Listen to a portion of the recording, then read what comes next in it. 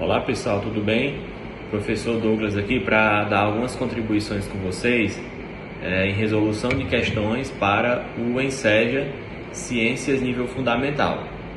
Vamos ao que interessa. Então pessoal, primeira questão que já foi aplicada no Enseja. Diz assim: a fonte primária de energia que permite a continuidade desse tipo, desse ciclo da água é do tipo.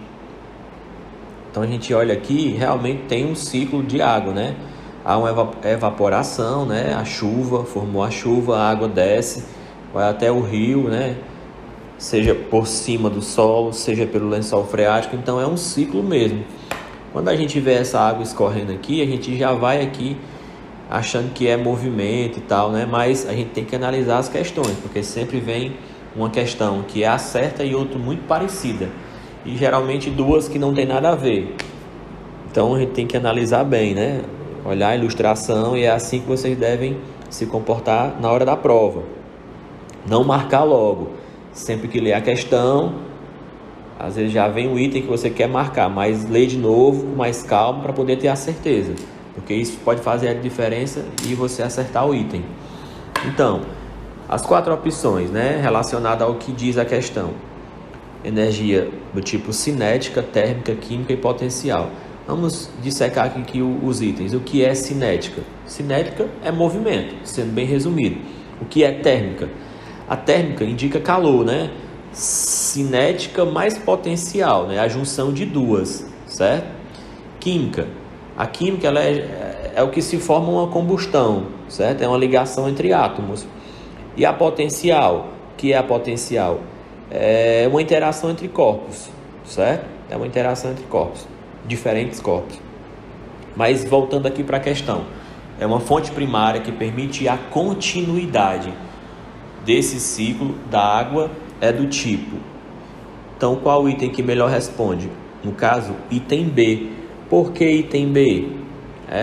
Se não houvesse a evaporação da água para recarregar as nuvens, não ia acontecer a chuva, ou seja, não tinha como acontecer esse ciclo, não tinha como ele ter continuidade. Então, item B, certo? Não é movimento, não é só porque a água escorre que é o item certo, não.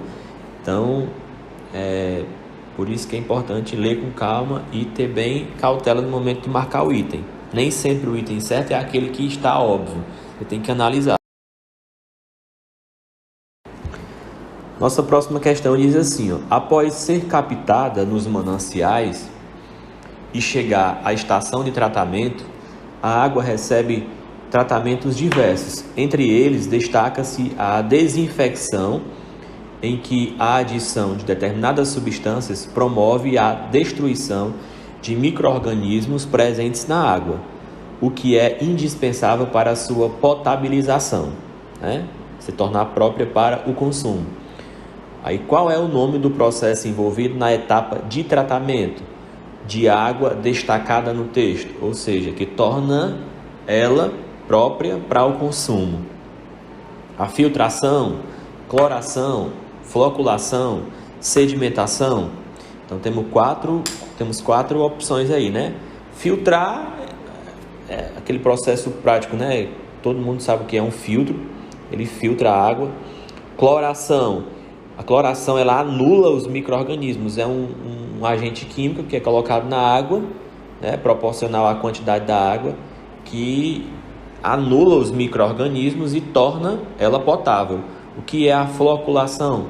Também é um tipo de tratamento para eliminar a sujeira, certo? Mas é em água corrente.